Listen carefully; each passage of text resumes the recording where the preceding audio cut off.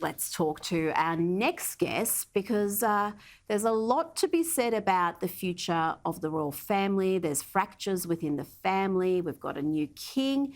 And one of the more recent but reoccurring problems is the mudslinging we've seen from Prince Harry and Meghan Markle. Joining me now to discuss this and more is royal commentator for news.com.au, Daniela Elser. Daniela, we're learning to live without the steady hand of the Queen. Do you expect the recalcitrant Duke and Duchess to dial up their attacks, or could this sadness bring the family together? Well, look, that's really going to be one of the big questions that we will be watching in the coming months. Prince Harry has his autobiography. It's been reported that it will be coming out before Christmas. Other reports have suggested it might be a bit earlier next year. One of the sort of the biggest questions of this year so far has been quite what Harry might be going to say about his family, specifically perhaps his stepmother, Camilla, who is now, of course, the Queen's consort, and whether it might be whether he might use the book as an opportunity to air some of his criticisms and some of his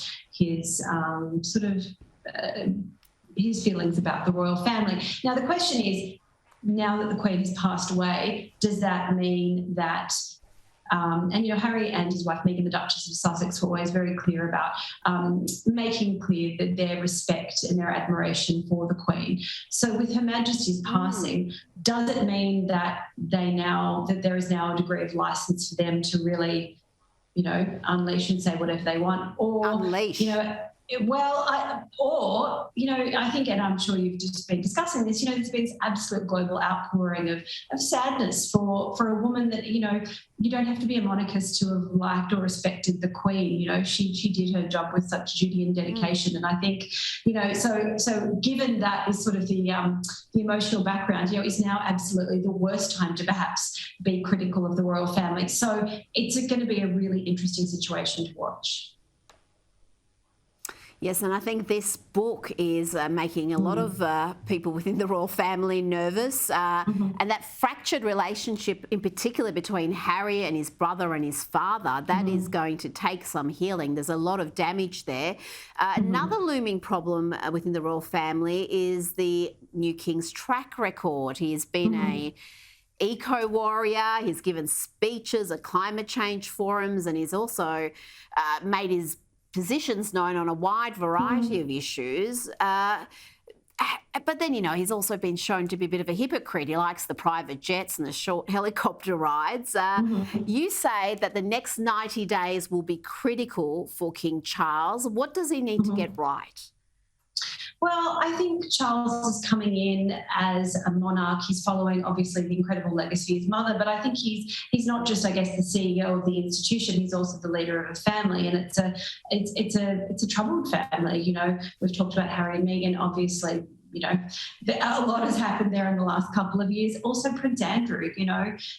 The Prince Andrew situation, I don't think, has really been concluded satisfactorily. There's been attempts made by Andrew to sort of attempt to, step slightly back in the spotlight. I think there's still a lot of public anger about the handling of the situation. The fact that there is an impression in some quarters that the royal family were not entirely upfront, that they might have shielded Andrew. So I think there's been a lot of reputational damage done to the actual House of Windsor, the family, in recent years.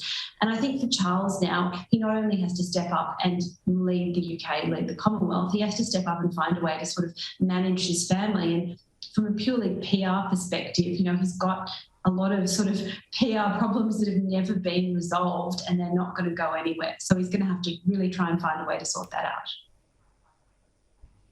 Now, one asset he does have is Camilla. The change in public opinion with Camilla has been quite astonishing when you consider what people thought of her after Princess Di's passing. But she is a very much a figure people have grown to like and sympathise with. What sort of a role do you think she's going to play? How visible will she be with King Charles? Well, I think she will be very visible. I think, she will be Queen as the previous Queen, Her Majesty, set out in February this year. She will be Queen rather than Princess Consort, which is what had been suggested for a long time. She will be by his side. I think Camilla's journey from, if we go back to the 90s when she was obviously, the other woman and to some degree Britain's most hated woman, to where she is now. And I really think, I don't think, Camilla's never going to be adored by the public. She's never going to be loved in the way that, say, Diana was, or perhaps Kate Middleton, Duchess of Cornwall and Cambridge today, is now.